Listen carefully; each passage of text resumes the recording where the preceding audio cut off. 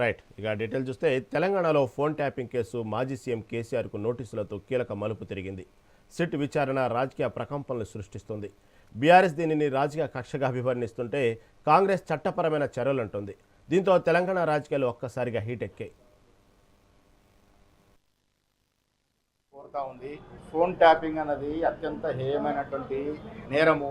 ఈ నేరంలో ఎవరు భాగస్వామిలో తేలాల్సిన అవసరం ఉంది. ప్రజలు కోరుకుంటా ఉన్నారు. ఇప్పుడు కేసీఆర్కి నోటీసులను మీరు చెప్తా ఉన్నారు, నాకు ఇంకా సమాచారం లేదు. ఒకళ్ళు ఇచ్చినా కూడా పారదర్శకంగా విచారణ జరగాలి.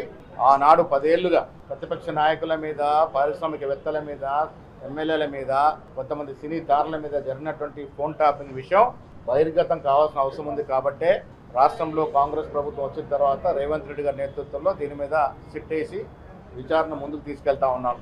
దాంట్లో భాగంగానే మాలాంటి వాళ్ళం చాలామంది వెళ్ళి వాంగ్మూలం ఇవ్వడం జరిగింది.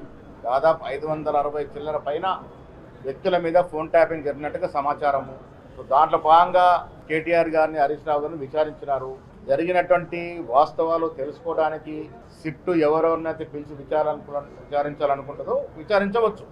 సిట్ పరిధిలో ఎవరిని పిలిచినా వారు వచ్చి వారు సమాచారం ఇస్తే కొంత పారదర్శకంగా వాస్తవాలు బయటకు వచ్చే అవకాశం ఉంది. కేసీఆర్ గారు ఆనాడు ముఖ్యమంత్రిగా ఉన్నారు.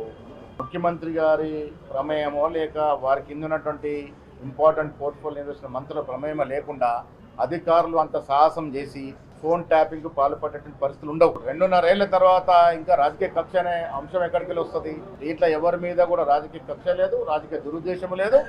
మేము కోరుకునేలా వాస్తవాలు బయటికి రావాలి. అసలు మీకు ఇచ్చిన నోటీస్ ఏంది? Section 160 CrPC. మిమ్మల్ని నేరస్తులుగా పరిగణించలే, మిమ్మల్ని సాక్షులుగా.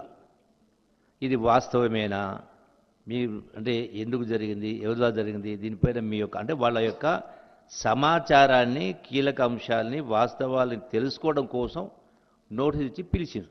ఇది ఎక్కడో దగ్గర కంక్లూడ్ కావాలి. కంక్లూడ్ చేసే ఉద్దేశంలో ప్రభుత్వం ఉందా లేదా అనేది ఎవరికి కూడా అర్థం కాని పరిస్థితి ఉన్నది. జరిగినటువంటి ఫోన్ ట్యాపింగ్ వ్యవహారం డెఫినెట్గా బాధాకరం. కానీ దాని తగినటువంటి పర్యవసానాలు మరి నేరస్తులు ఎదుర్కొంటారా లేదా అనేటటువంటిది వేచి చూడాలి. Thank you. జై తెలంగాణ. తాపకొక నోటీసులు పంపుతారు, ప్రేమలేఖలు. ఇంకా ఇలా కేసీఆర్కి పంపినట.